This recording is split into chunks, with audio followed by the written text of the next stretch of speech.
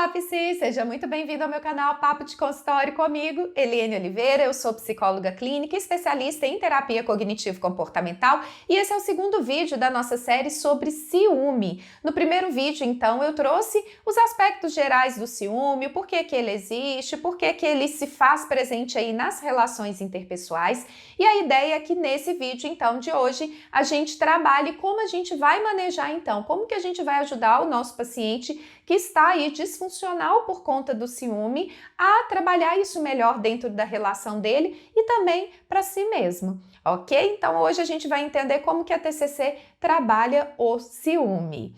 Mas, se você ainda não assistiu o primeiro vídeo, não perca a oportunidade, vou deixar a descrição aqui embaixo e se você gostar, não esquece de curtir, comentar, compartilhar e se ainda não se inscreveu, se inscreva no canal também, ok? Bora lá então?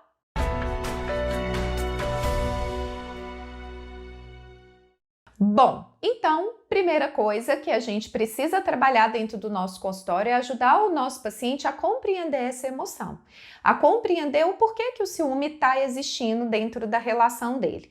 A gente pode ter vários caminhos aí de compreensão. Um primeiro, pelo fato dele ter aprendido que o ciúme é natural e desejável dentro das relações, ou seja, dentro desse histórico dele, não é raro, né, a gente ter esse repertório de ciúme familiar. Então, geralmente os pacientes que lidam com esse ciúme excessivo, eles acabam dizendo que a mãe, que o pai, que o tio, que o avô, né, que os irmãos são pessoas ciumentas, vieram de famílias onde o ciúme era muito validado, era balizado, então para ele isso é natural. Sentir ciúme é natural. Um segundo elemento é que uma vez quando o ciúme está ativado, ele dá uma ideia de que nós estamos nos protegendo, que nós estamos então nos permitindo proteger de uma futura traição, de coisas que sejam negativas e difíceis para a gente. Por isso que num primeiro momento eu abraço o meu ciúme, eu acredito que ele está trazendo sim benefícios para mim. Além disso, significa que eu também tenho crenças, né? Crenças a respeito de mim mesmo, crenças a respeito do outro e crenças a respeito do meu futuro referente às relações afetivas então. Então eu posso ter uma visão de mim mesmo que eu sou indesejável, que eu não sou digno de amor ou que eu sou extremamente especial. Então eu posso ter visões a respeito de mim e eu vejo o outro sempre como um potencial traidor, né? Ou uma pessoa que não é muito confiável, ou uma pessoa que também pode vir e pode retirar aquela pessoa que eu amo de mim. Então, a gente precisa perceber que se uma vez eu me vejo como não merecedor, ou se uma vez eu me vejo como muito merecedora daquilo, perder aquela pessoa que para mim é importante significa um futuro inconcebível para mim. A partir disso, a partir dessa associação da tríade cognitiva, visão de mim mesmo, visão do outro e visão do meu futuro, o ciúme vai ganhando força e vai se tornando cada vez mais desproporcional para situações que se apresentam no cotidiano da relação afetiva que essa pessoa possui, ok? Então, a partir disso, a partir dessa avaliação mais clínica em relação a essa situação, a gente ajuda o nosso paciente a seguir dois passos. Primeiro a aceitação e depois a validação. A aceitação de que o ciúme ele faz parte então de uma relação que para mim é importante e validar também que esse ciúme ele é difícil, tanto para mim quanto para as outras pessoas. Geralmente pessoas que sentem ciúme, elas se sentem muito culpadas e envergonhadas porque elas não queriam se sentir dessa maneira. Quando você pergunta para uma pessoa que sente ciúme, como que ela gostaria de se sentir numa relação, é justamente o oposto. Ela gostaria de se sentir segura, ela gostaria de se sentir tranquila, ela gostaria que não houvesse discussões, que ela não ficasse o tempo todo pensando e tentando investigar se o outro está sendo fiel a ela ou não. O maior desejo dela é literalmente se sentir segura nas relações. E por conta disso é que todo esse comportamento disfuncional acaba eclodindo quando o ciúme desproporcional está ativado. Então a gente vai ajudar ela a ser mais compassiva consigo mesma e a compreender o ciúme dentro desse contexto, dessa construção, tanto cognitiva quanto da história familiar dela. E a partir disso, então, a gente vai trabalhar uma ideia de criar uma dissonância entre pensamento e a realidade dos fatos. né? O que acontece? A pessoa, quando o ciúme é ativado, quando ela entra nesse alarme, ela acredita que o fato dela sentir ciúme é que realmente tem alguma coisa de errado e que ela precisa investigar e que ela precisa garantir que ela não está sendo enganada. O Robert Leahy, que foi o autor do livro que a gente se inspirou nesses 2 vídeos, A Cura do Ciúme, ele vai trabalhar uma analogia de uma ambulância, né? Então, sou uma sirene da ambulância e a ambulância está passando ali pelo trânsito. Geralmente, se a gente está no trânsito junto com uma ambulância que soa a sirene, o que a gente faz? Desvia o nosso carro e deixa a ambulância passar. Só que, para a pessoa ciumenta, ela acredita que ela precisa seguir aquela ambulância. Ela nem sabe qual que é a emergência, ela nem sabe se ela está envolvida nessa situação, mas ela acredita que precisa seguir. Tocou um alarme, eu preciso atender aquele alarme. E a gente vai ajudar ela a compreender que muitas vezes um alarme é apenas um alarme, não significa que tem perigo. A sirene da ambulância não significa que eu tenho que correr atrás da ambulância. Eu preciso avaliar primeiro e entender que, como a Judith Beck fala, às vezes um pensamento é apenas um pensamento, não a realidade dos fatos. Então a gente vai ajudar a pessoa a compreender a distância entre pensamento e entre realidade. Aí a gente pode entrar com a parte da fórmula ABC, ajudando ela a entender que a emoção de ciúme não é a situação em si, mas a maneira como ela interpreta essa situação. Vou deixar também aqui na descrição a fórmula ABC, caso você ainda não tenha visto, para você ver como que a gente aplica e como que a gente faz essa psicoeducação inicial aí com o paciente, ok? A partir então dessa aceitação e da validação e dessa construção inicial de dissonância, a gente vai ajudar a pessoa aí o quê? Pensando de uma maneira diferente, interpretando as situações de uma maneira diferente, entendendo o ciúme apenas como um ruído, mas que não necessariamente eu preciso dar atenção para ele. Uma técnica que é legal da gente aplicar e que é muito válida são técnicas de mindfulness, né?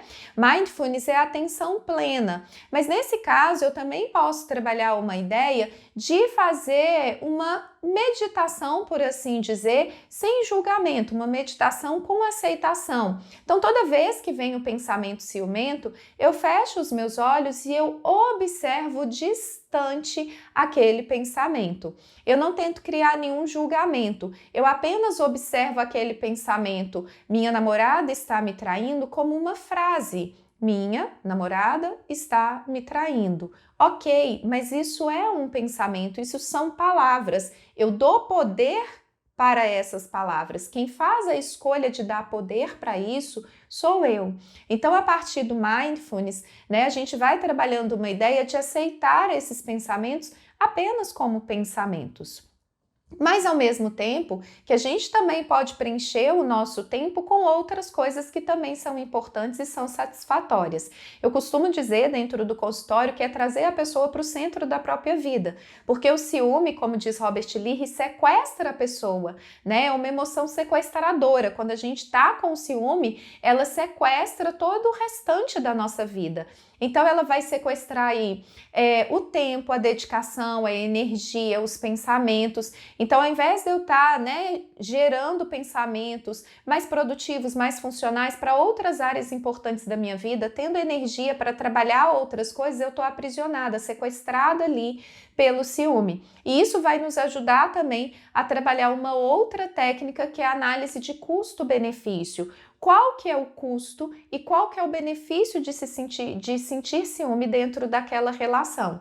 Então, a gente vai fazer realmente uma lista de tudo que custa, de todas as consequências negativas que o ciúme traz e também se existe alguma consequência positiva que o ciúme traz. Dentro ainda dessa linha, a gente pode pegar e trabalhar essa mesma ideia em relação aos comportamentos disfuncionais. Toda vez, então, que eu questiono o meu namorado ou a minha namorada, toda vez que eu acesso as redes sociais dele, toda vez que eu brigo com ele porque eu percebo que tem uma pessoa que está olhando para ele numa festa, Quais são as consequências imediatas disso e como que isso vai impactar positivamente ou negativamente o meu relacionamento. Possivelmente eu vou ver que eu vou ter mais impactos negativos do que positivos nesse sentido. Então eu vou criando uma dissonância daquela ideia inicial de que o meu ciúme está me protegendo para não, esse ciúme excessivo está me levando por um caminho que é justamente talvez o fim dessa relação por conta dessa sobrecarga que acaba sendo criada aí nas relações. A partir disso, então, a gente também vai construindo o quê? Uma ideia de diálogo. Como que a gente pode trabalhar o diálogo, então, dentro dos nossos relacionamentos? Eu tenho utilizado muito a prática da comunicação não violenta aplicada a TCC. Então, eu peguei os princípios da comunicação não violenta e eu estou trazendo ele para dentro de uma comunicação mais assertiva no consultório em terapia cognitivo-comportamental. Também tem um vídeo do canal que eu vou deixar aqui na descrição para você acompanhar e como que a gente vai trabalhar então a comunicação não violenta dentro do consultório. Primeiro eu avalio qual que é a necessidade do meu parceiro, da minha parceira, do meu namorado, namorada, marido, esposa. Depois qual que é a minha necessidade, que é com certeza me sentir seguro, né? Me sentir amado, me sentir acolhido por aquela pessoa. E a partir disso, como que a gente vai negociar? Eu posso pedir ajuda para o meu companheiro ou para minha companheira para que quando eu me sentir ciúme, como que eu posso comunicar isso para ele? Como que a gente pode trabalhar juntos nesse sentido? Afinal de contas, a pessoa que está comigo, ela é o objeto do ciúme e ela passa também a ser impactada diretamente para isso. Uma outra estratégia também que a gente pode utilizar é o roleplay, né? A gente pode fazer encenação oposta. Como seria se o meu companheiro sentisse ciúme e pensasse da mesma maneira como eu me sinto? Então, a gente pode fazer também essa encenação dentro do consultório. Então, por exemplo, a pessoa pensa assim, eu acho que a minha namorada tá, né, de olho no chefe novo dela lá, porque o cara é bonito, o cara é bem-sucedido e tudo mais. Ok, então agora a gente vai simular a sua namorada brigando com você, acreditando que você está afim da sua chefe porque ela é uma chefe atraente, porque ela é uma chefe bem-sucedida. Vamos simular aqui? E aí a gente faz um roleplay, uma encenação, um teatro em relação a isso, para que a gente consiga fazer uma inversão de papéis e a partir disso a pessoa perceber muitas vezes que aquele pensamento dela é apenas um pensamento.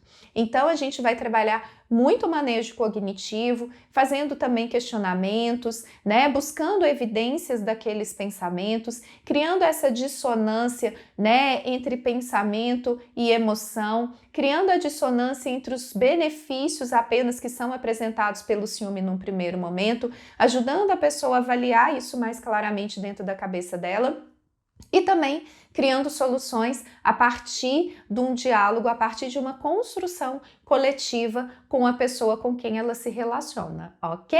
Então, espero que esse vídeo tenha contribuído, mas se você quiser aprofundar mais no tema, eu te convido a ler o livro do Robert Lihre, esse daqui, A Cura do Ciúme, vai trazer muitas informações também legais e se você gostou, não deixe de curtir, comentar, compartilhar, se inscrever no canal e se tiver alguma dúvida, deixa aqui também nos comentários que eu terei o maior prazer em retornar. Desejo muito sucesso em seus atendimentos, um beijo e até o próximo vídeo.